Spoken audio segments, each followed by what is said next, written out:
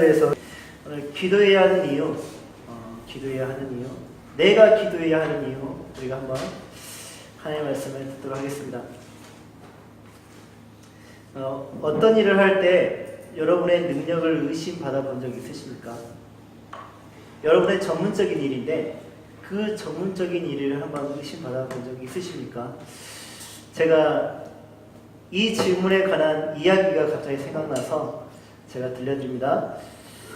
언제부턴가 장로님이 한 교회에 장로님과 목사님이 계시는데 장로님이 목사님이 하시는 일마다 사사건건 간섭을 하더라는 것입니다. 마이크 좀 바꿀게요. 설교를 할 때는 열심히 필기를 하는데 그 필기한 것을 가지고 이제 예배가 끝나면 모양실로 찾아가지고 설교 비평을 하는 거예요. 그리고 신방을 할 때면 꼭 그 옆에서 목사님이 신방을 이렇게 이야기를 하고 있을 때 말을 가로채가지고 자신이 신방을 주도하는 것입니다. 목사님이 되게 망신스러웠겠죠. 그래서 목사님이 마음도 많이 상하고 자존심이 상했습니다. 그래서 장로님이 일을 하고 계시는 병원으로 찾아갔습니다. 의사이겠죠, 장로님이. 그래서 그 장로님이 환자를 이제 치료를 보고 있고 이제 진단을 하지 않겠습니까? 그러면 그 옆에서 목사님이 그 말을 가로채가지고 환자에게 자신의 진단을 말해주는 거예요. 당신은 여기가 아픈 것 같아. 이렇게 해라. 하고 계속 이렇게 말을 하는 거예요. 그러니까 처음에는 봐줬는데 자꾸 그러니까 장로님이 화를 냈습니다. 목사님, 제가 의사이고 제가 전문의입니다. 근데 왜 제 하는 일에 간섭을 하시니까? 그러다가 환자가 오해를 하거나 제가 오진을 하면 책임지시렵니까? 하고 이렇게 화를 냈다고 합니다. 그러자 목사님이 반박을 하기를, 장로님, 설교와 목회는 제 전문입니다. 그런데 왜 제 하는 일에 간섭을 하고 판단을 하십니까? 그러다가 성도가 믿음을 잃고 교회를 떠나면 책임지시렵니까? 실제로 이런 일이 교회 안에서 많이 일어나요. 실제로 교회에서 이런 일이 일어나요. 한 번은 교회에서 성가대 하는 자매가, 성가대 그 반주를 하는 자매가 되게 고통스러워요. 그 연습하는 시간대마다 너무 고통스러워하길래 제가 이런 말을 해줬습니다. 힘들지? 네가 전문인데, 네가 악보도 볼 줄 알고, 네가 이 곡을 더 해석할 줄 알고 잘 이해하고 있는데 악보도 제대로 보지 못하는 성가대장이 부하를 다루듯이 너에게 명령하고 윽박 지르니까 힘들지? 하고 그렇게 말을 했더니 그걸 어떻게 아셨어요? 그러더라고요. 나도 그런 거 많이 경험해. 여러분들도 이와 같은 것들을 경험한 적 있으실 겁니다. 이야기 들으면서 경험했던 것들이 많이 회상이 되었죠. 근데 그건 아십니까? 우리가 그런 주제 넘는 행동들을 우리 예수님께 많이 해요. 예수님이 살아계신 하나님의 아들이신데, 전지전능하신 하나님의 아들인데 예수님이 모른다고 생각해요. 예수님이 하실 수 없는 일이라고 생각해요. 우리가 가지고 있는 믿음으로는 안 된다고 생각해요. 세상의 일은 세상의 일로 처리해야 된다고 생각해요. 그런 오만방자한 그런 일들이 우리 안에서도 일어난다는 것입니다. 예수님이 얼마나 기분 나쁘시겠어요? 지난주가 우리가 어떤 말씀 들었습니까? 지난주에 예수님이 세 제자 베드로, 야고보, 요한을 데리고 산에 오르셨습니다. 그래서 그 산에서 이제 그 모든 일들을 보여주시고 이제 예수님이 산에서 내려오셨는데 큰 무리가 다른 제자들을 둘러싸고, 다른 제자가 몇 명이겠습니까? 9명이겠죠. 그 9명을 둘러싸고 있는데 그 9명이 서기관들과 논쟁을 벌이고 있는 것이에요. 그때 거기에 모여들었던 사람들이 산에서 내려오신 예수님을 보고 놀라면서 얼른 맞이하러 갔습니다. 그래서 예수님이 물어봤죠. 무슨 일로 이렇게 논쟁을 하고 있느냐? 하고 물어봤더니 그 중에 한 명이었던 한 사람이, 선생님, 제가 아들을 데리고 왔는데 그 아이는 말 못하게 하는 또 듣지 못하게 하는 더러운 귀신이 들려 있습니다. 귀신이 한번 아이를 사로잡으면 아이가 땅에 거꾸러지고요. 그리고 입에 거품을 물고 이를 갈면서 몸이 뻣뻣해집니다. 그래서 제가 선생님의 제자들에게 그 귀신을 쫓아내달라고 부탁을 했는데 선생님의 제자들이 능히 그 일을 하지 못합니다. 그러자 예수님이 제자들에게 화를 내셨어요. 이 믿음이 없는 세대야, 내가 언제까지 너희와 함께 있어야 하겠느냐? 내가 언제까지 너희에게 참아야 하겠냐? 아이를 데려오라 하고 명령하셨습니다. 그러자 그들이 아이를 예수님 앞으로 데려왔습니다. 더러운 귀신은 예수님을 보더니 아이의 몸에 경련을 일으켰어요.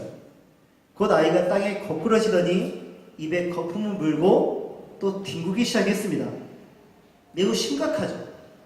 그 심각성을 보고 예수님이 아버지에게 다시 물어봅니다. 이 아이가 언제부터 이렇게 됐냐? 하고 물어보시니까 아주 어릴 때부터이다.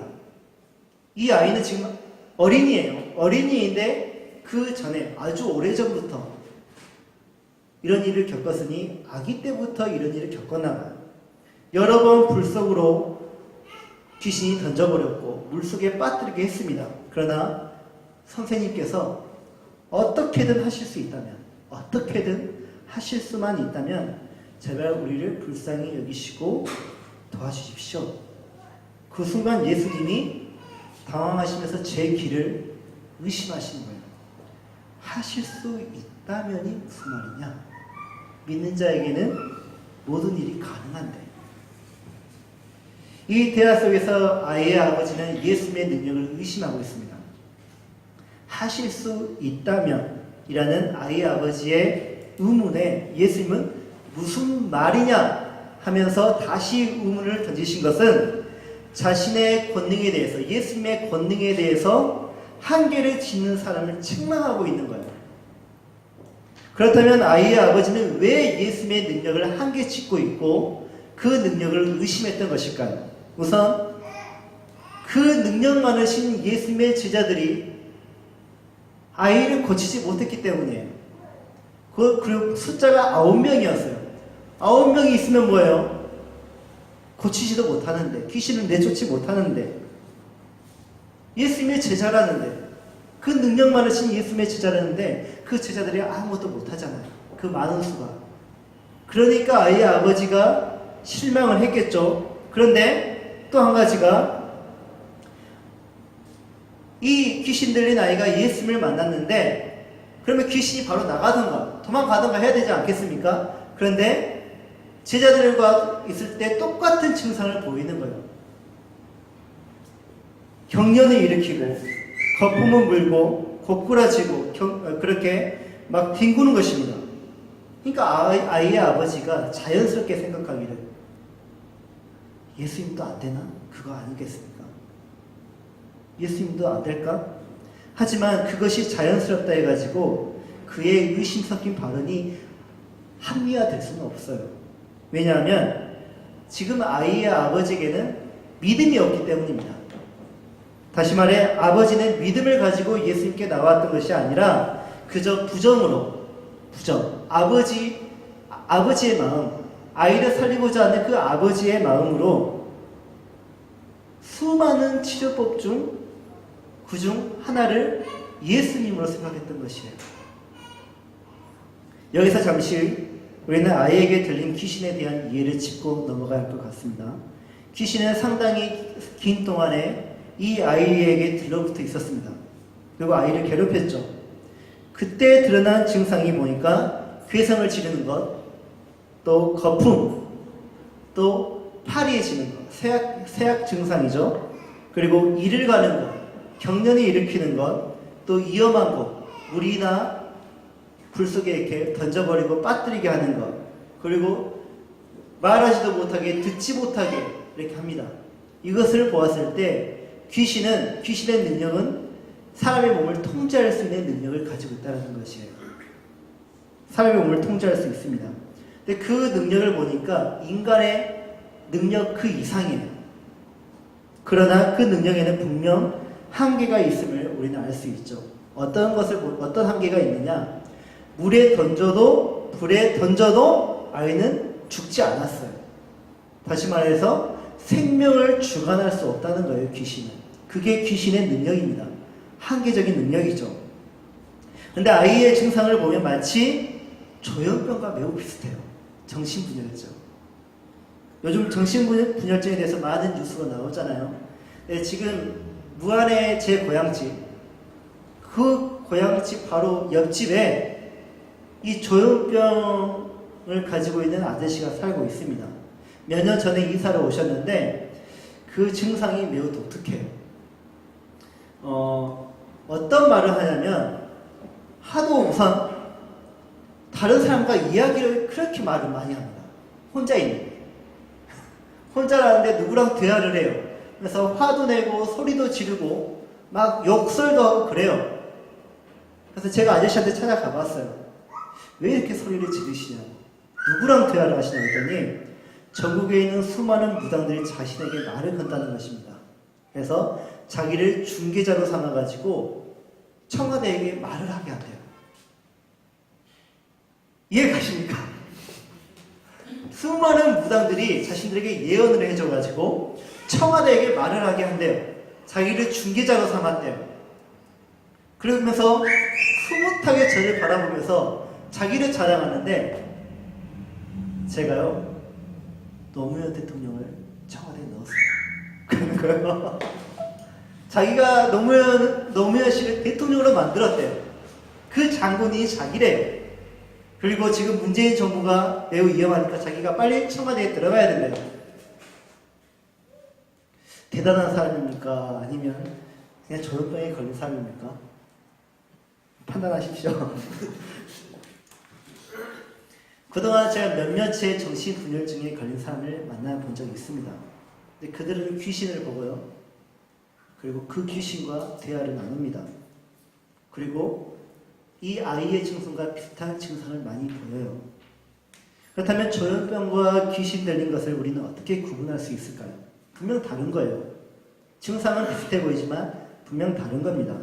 최근에 한 목사님과 대화를 나눴어요. 그 구분법이 있대요. 이것만 하면 정확히 구분할 수 있대요. 그 방법은 바로 정신분열증에 쓰는 그 치료제, 그 약물을 먹여보면 안 돼요. 그러니까 조현병에 걸린 사람은 그 약물을 먹었을 때 치료가 된다는 것이에요. 그 증상이 완화가 된다는 것이에요. 하지만 귀신 들린 사람에게 그것을 먹이면 당연히 증상이 완화가 되지 않겠죠. 조현병이 아니니까. 그러니까 약만 먹이면 알 수 있다는 것입니다. 일리가 있습니다. 조현병에 걸린 사람에게 약물을 먹이면 당연히 증상이 완화되거나 치료가 되겠죠. 그러나 한 가지 의문이 있어요. 귀신이 그렇게 넘어가 줄까요? 그것을 구분할 수 있도록 그렇게 넘어가 줄까요? 귀신 들린 사람에게 조현병 약을 먹입니다. 증상이 완화가 안 돼요. 너 귀신 들렸네. 그럼 귀신 쫓아내겠다고 귀신이 그렇게 나 들켰네 하고 그냥 가만히 있을까요? 그건 아니잖아요. 귀신이 마치 자기가 또 그 몸을 조종해가지고 자기가 마치 조현병에 걸린 것처럼 이 사람이 조현병에 걸린 것처럼 그래서 약을 먹었더니 치료가 되는 것처럼 그렇게 속일 수 있지 않을까요? 마귀는 속임의 영인데 그 속임에 능한 영인데 얼마든지 속일 수 있지 않겠습니까?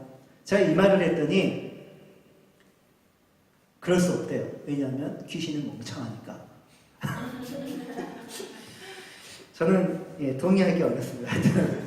귀신은 너무 똑똑하거든요. 제가 볼 때는요. 다시 돌아가서 아이는 지금 조현병 증세를 보이고 있습니다.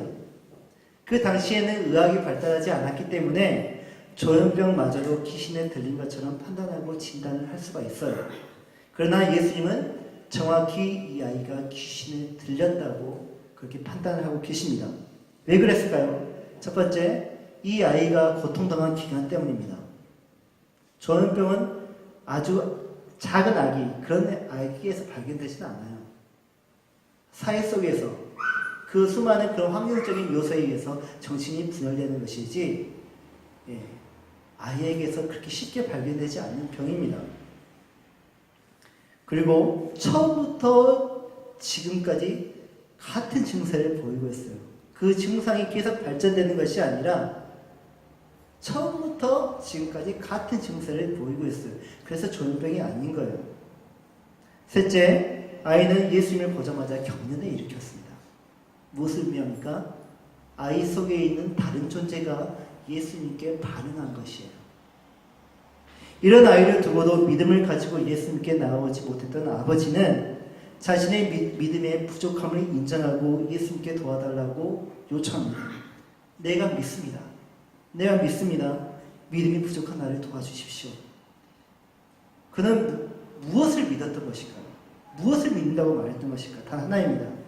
예수님만이 아이를 구원할 수 있는, 자기 자식을 구원할 수 있는 유일한 그리스도라는 것을, 메시아라는 것을, 귀신을 내쫓을 수 있는 유일한 살아계신 하나님의 아들이라는 것을 믿겠다는 것이에요. 아버지는 그 전에 예수님을 수많은 대안 중 하나로 생각했지만 이제는 예수님만이 유일한 대안이시고 유일한 해결사이시면서 도움이 되시는 분임을 그가 인정을 하고 그것을 믿습니다. 이에 수많은 사람들이 이제 예수님이 죽기를 하지 않겠습니까? 그 죽기 사역을 하려고 하니까 얼른 달려옵니다. 보려고. 이때 예수님이 귀신을 꾸짖어요. 듣지 못하게 하고 말 못하게 하는 귀신아, 내가 네게 명령한다. 이 아이에게서 나와 다시는 들어가지 마라 하고 명령을 하십니다. 그러자 더러운 귀신이 소리를 지르며 아이에게 심한 경련을 일으키더니 나가버렸어요. 귀신은 영이죠. 영적인 존재죠. 물질이 아닙니다. 물질로 구성된 존재가 아니라 영적인 존재입니다. 그래서 그 나간 것을 솔직히 육안으로 볼 수가 없어요. 그러나 성경은 명백하게 그 나간 귀신이 나갔다고 그렇게 설명을 하고 있습니다. 어떻게 그것을 알 수 있었을까? 아이가 정상으로 돌아왔기 때문이에요. 처음에는 죽은 것처럼 아이가 누워 있었으나 예수님이 아이의 손을 잡아 일으키시니 아이가 벌떡 일어섰습니다. 이걸 소생이라고 하죠. 그들이 귀신이 나간 것을 거기에서 확인할 수 있었던 것이에요. 이 일을 겪은 아이의 아버지는 무엇을 느꼈을까요? 왜 그는 예수님이 지난 근 3년 동안 전국을 돌아다니면서 사역을 행하실 때 아이를 살리고자 그 예수님께 나아오지 않았던 것일까요? 아이는 죽어가고 있었는데, 고통스러워하고 있었는데, 물에 빠질 때, 불에 들어가고 있을 때 그 아이를 붙잡고 왜 예수님이 계신 곳으로 가지 않았던 것일까요? 예수님이 산에 오르시기 전에 그 마을에 당도하셨을 때 그 예수님이 머물러 계시는 곳에 왜 그 아버지는 아이를 데리고 오지 않았던 것일까요? 예수님이 산에 계실 때 왜 그 아이를 데리고 산에 오르지 않았을까요? 왜 예수님께 가지 않고 제자들에게 먼저 갔던 것일까요? 그 이유는 아까 말했던 것처럼 그의 믿음이 약했기 때문입니다. 없거나 약했기 때문입니다. 믿음이 약하다는 것은 무엇을 의미하죠? 의심했다는 것이에요. 예수님을 의심했기 때문에 예수님께 가지 않았던 것이에요. 그 역시 예수님을 그리스도가 아닌 살아계신 하나님의 아들이 아닌 수많은 선지자 중에 하나로 보았던 것입니다. 선지자가 다 똑같지. 그 중에 뭐 특별한 선지자가 있겠다 하지만 뭐 선지자가 별 수 있겠어? 이 아이는 그 누구도 도와주지 못했는데 그래도 한번 뛰어나다고 하니까 다른 선지자들보다 더 뛰어나다고 하니까 한번 가보기는 하자 하고 접근을 한 건 아닐까요? 아이의 아버지에게서 우리의 신앙이 보입니다. 제 아무리 성도라 할지라도 진리 되시는 예수님을 의심할 때 그 예수님, 그 진리를 대신할 만한 다른 진리를 찾으려고 세상으로 가게 되어 있습니다. 그리고 그것을 통해서 자유를 얻고자 하는 것이죠. 정말 그 세상의 것이 자유를 줄까요? 그렇다면 그것이 무엇일까요? 우리가 자유를 얻어야 하는 그 영역에서 필수적인 것들이 있습니다. 그것은 많은 돈이 될 수 있고요. 또 완벽한 건강이 될 수 있고, 또 정말 사회에서 유명한 사람들, 권위 있는 사람들, 권력을 쥐고 있는 사람들, 또 사자가 붙은 사람들과 원만한 관계를 유지하면 그 자유를 얻을 수 있다고 생각하는 사람들이 있습니다. 또 내가 막대한 권력을 쥐고 있으면 자유를 얻지 않을까? 그리고 위대한 꿈, 그 위대한 꿈이 나를 자유하게 할 것이야 라는 그런 막연한 자유를 찾아서, 진리를 찾아서 성도가 교회를 떠나고 세상으로 나가는 경우가 있어요. 제가 이런 경우를 본 적이 있어요. 제가 어느 교회에서 사역을 하고 있을 때 사무실로 전화가 왔습니다. 저 좀 도와달라고 하는 거예요. 제가 무슨 일로 도와드릴까 했더니 자신의 상황을 이야기하는 겁니다. 그 분은 한 교회 사모님이셨어요. 제 아들이요. 저는 어느 교회에 사모로 있는 사람인데 제 아들이 MT에 갔다가 이제 친구들과 함께 택시를 탔는데 마침 커플이 있었나 봐요. 그 커플과 뒷자리에 세 사람이 탔다고 합니다. 근데 자기 아들이 그 술에 취한 그 친구의 여자친구를 성추행한 거예요. 그러니까 드러나게 성추행한 것이 아니라 손으로 그 신체 어느 부위를 만졌나 봐요. 근데 그 여자가 술에 덜 취해가지고 그걸 알아버렸고 그것을 가서 딴지를 걸면서 교회는 경찰서에 갔다는 것이 합니다. 그렇게 이제 고소를 해버린 거예요. 근데 왜 이 교회를 전화했냐면 담임 목사님이 그 법원이나 그 검찰청의 신의회에서 인도를 하거든요. 예배 인도를 하거든요.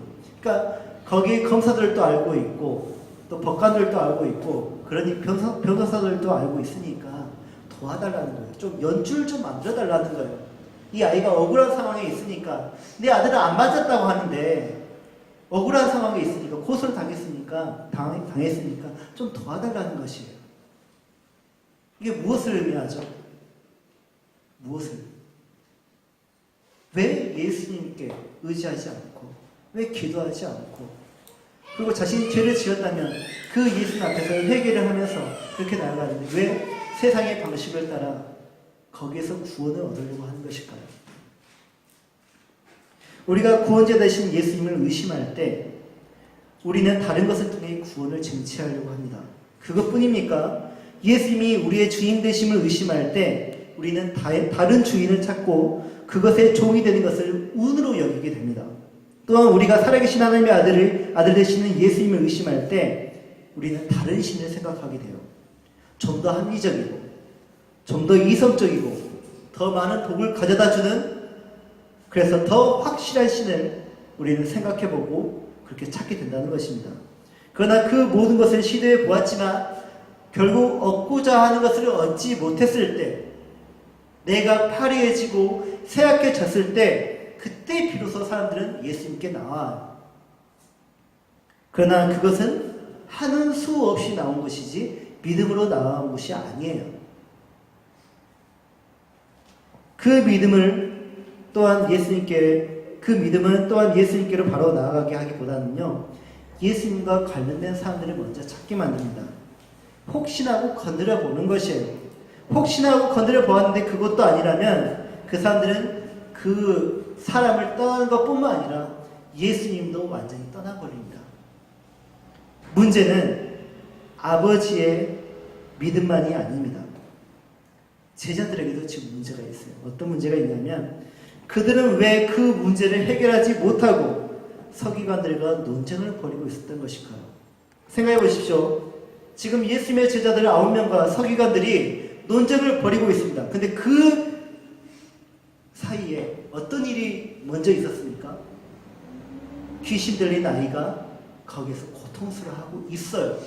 죽어가고 있단 말이에요. 그런데 그들은 뭐하고 있어요? 논쟁을 벌이고 있단 말이에요. 살리지 않고 살리려고 애쓰고 있는 것이 아니라 논쟁을 벌이고 있어요. 어떤 논쟁을 벌이고 있었을까요? 당연히 서기관들은 원리적인 이야기를 하고 있었겠죠.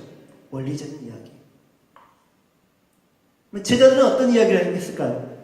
원리적인 이야기를 하는 서기관들에게 예수님과 그동안 함께했던 그 축기 사역에 대해서 그 지식과 그 경험들을 이야기하면서 원리적과 경험적인 것들이 서로 맞붙었다는 것이죠. 그래서 바로 논쟁을 했다는 것입니다.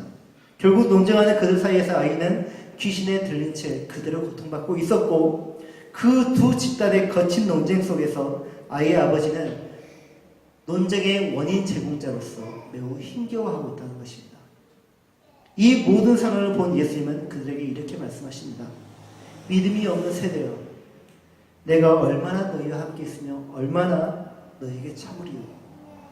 그를 내게로 데려오라. 지금 본질은 논쟁에서 누가 옳냐 누가 틀리냐 그것을 따지는 것이 아니라 아이를 살리는 것이 본질이다. 아이를 내게로 데려오라.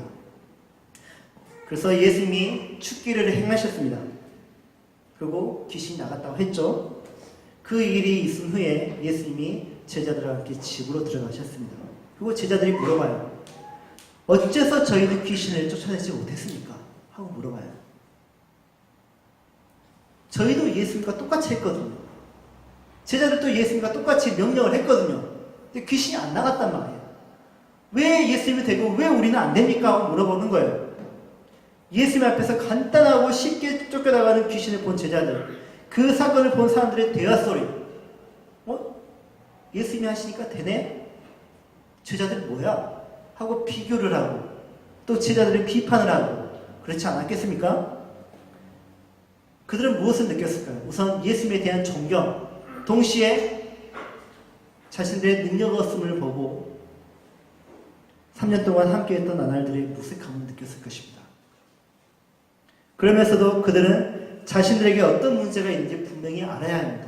왜 그 문제를 알아야 하냐면 훗날 예수님이 말씀하시는 그 하나님의 나라가 이 땅에서 세워지는 그날 그들은 꽤 높은 권자에 앉게 될 것인데, 그들은 상당한 권력을 쥐게 될 것인데, 그 권력을 쥐고 있는 그들의 보좌가 흔들릴 수 있기 때문이에요. 왜 흔들리냐? 귀신을 내쫓을 수 없는 그 무능력한 그 권위자가 똑같은 일을 경험했을 때 아무 일도 행하지 못한다면 그들의 보좌는 흔들리게 될 것이고, 사람들은 비판하게 될 것이고, 그들은 점점 거기에 자리에서 위기감을 느끼면서 내가 내려가야 되나? 그런 생각을 해볼 수 있기 때문이에요. 아무 능력이 없는 권위자들, 위정자들, 여러분들은 내버려 둘 수 있습니까? 내버려 두지 못하잖아요. 그와 같습니다. 그래서 제자들이 그 능력을 반드시 얻어야 합니다. 잘못된 생각인 건 분명하죠. 이와 같은 상황 속에서 제자들의 물음에 예수님이 다음과 같이 대답하십니다. 기도 외에 다른 것으로는 이런 종류가 나갈 수 없다. 무엇을 의미합니까? 너희도 나와 똑같이 귀신에게 명령을 내렸지만 너희와 나의 차이점은 무엇인지 아느냐? 나는 기도했고 너희는 기도하지 않았다. 그 차이예요. 우리말로 번역을 하면, 우리말 성경에는 이렇게 해석을 해놓았습니다. 이런 귀신은 오직 기도로만 쫓아낼 수 있다. 이때 이런 종류, 이런 귀신은 헬라어 게노스, 후손, 친족, 나라, 종류, 그런 의미를 가지고 있는데, 특별한 한 종류의 그런 귀신을 의미하는 것이 아니라 어떤 세력으로서의 귀신 자체를 말을 하고 있습니다. 즉, 이 귀신의 종류는 어떤 것으로도 나갈 수 없고 오직 기도로만 몸 밖으로 내보낼 수 있다는 것이 예수님의 원론이에요. 즉 제자들에게는 아이의 아버지와 달리 믿음은 있었으나, 믿음을 가지고 있었으나 믿음만으로는 귀신을 내쫓을 수 없다는 것이 거예요. 그래서 기도가 필요하다는 것이 예수님의 원론입니다. 제자들 경우에는 예수님의 권능을 의심하는 사람들이 없었습니다. 그러니까 그들이 군사적 메시아이신 예수님을 따랐던 것이죠. 예수님에는 그 능력이 보이니까. 하지만 그 믿음은 있었으나 그들에게는 기도가 없었다라는 것이에요. 제자들은 분명 예수님의 권능에 의지해서 귀신을 내쫓으려고 했습니다. 그렇게 쫓을 수 있었습니다. 예수님이 이미 제자들에게 권능을 주셨기 때문이에요. 마가복음 3장 15절, 6장 13절에 예수님이 제자들에게 권능을 주셨다는 것을 분명히 말씀하십니다. 그러나 그들은 그러한 권능이 자신들에게 있는 것이 아니라 하나님께 있는 것임을 잊지 말아야 했어요. 그들이 그것을 잊지 않는 행위가 무엇이냐면 바로 기도예요. 그래서 사역하는 모든 그리스도인에게는 기도가 필요합니다. 우리에게 많은 능력이 있기 때문에 사역을 하는 것이 아니라 우리가 기도할 수 있기 때문에 그 기도로 예수님의 능력을 가져올 수 있기 때문에 그 능력으로 우리가 사역을 할 수 있기 때문에 우리가 기도하는 것이에요. 설교는 머리와 혀로 하는 것입니까? 사역하는 모든 그리스도에게는요 기도가 필요해요. 설교자도 기도로 합니다. 목회도 기도로 해요. 물론 혀와 이 입술과 이 머리로 설교할 수 있습니다. 그러나 그거는 사람의 일이지 하나님의 일이 아니에요. 우리 모든 사역자들이 다 같습니다. 기도하는 설교자가요 하나님이 주시는 권능으로 설교해야 돼요. 어떻게 하나님이 주시는 권능으로 설교할 수 있을까요? 기도해야 돼요. 기도하지 않고서는 설교가 안 돼요. 말 잘할 수 있어요. 그거는 사람의 일이에요. 그러나 말을 못해도 하나님의 일을 할 수가 있어요. 기도만 한다면. 그래서 기도가 필요해요. 그래서 목사는 설교를 하기 전에 충분히 기도하고요. 원고를 작성하고요. 그것을 연습하고 강단에 서서 선포를 합니다. 제가 어제 기도했고요, 안 했고요? 기도했어요. 기도 안 하면 잘 이 말 못하잖아요. 기도했어요. 기도 안 하면요 말씀이 정리가 안 돼요. 원고가 잘 안 써져요. 그리고 반응이 확실히 나와요. 사역자들도 다 그래요. 모든 그리스도인들이 다 그래요. 하나님의 일을 할 때 기도로 시작을 하고 기도로 마쳐야 돼요. 그렇게 기도로 시작하고 기도로 마친 사람의 입에서 무엇이 나온 줄 아십니까? 주님이 다 하셨네요. 그 말이 나와요. 와, 주님이 하셨네요. 주님 대단하십니다.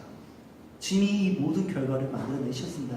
이렇게 말을 하지 기도하지 않고 일을 시작하고 끝맺힌 사람 일을 잘할 수 있어요. 좋은 결과 만들어낼 수 있어요. 하지만 그 사람 태도가 이렇습니다. 아 좋다. 아 재밌다. 뿌듯한데 사람들의 칭찬이 너무 좋아요. 그리고 내가 더 높은 자리에 올라가고 있는 것 같아요. 그리고 더 많은 칭찬과 영광을 얻기 위해서 드러내도 일을 하게 되어 있습니다. 예수님은 하루의 일과를 시작할 때 기도로 시작했습니다. 모든 사역에 하나님의 권능과 지혜와 신적인 지혜가 필요했고요. 마귀의 모든 방해와 유혹으로부터 하나님의 도우심과 보호하심이 필요했기 때문입니다. 이처럼 우리 주님도 기도하시면서 사역을 하셨습니다. 근데 우리가 무엇이라고 기도하지 않을까요?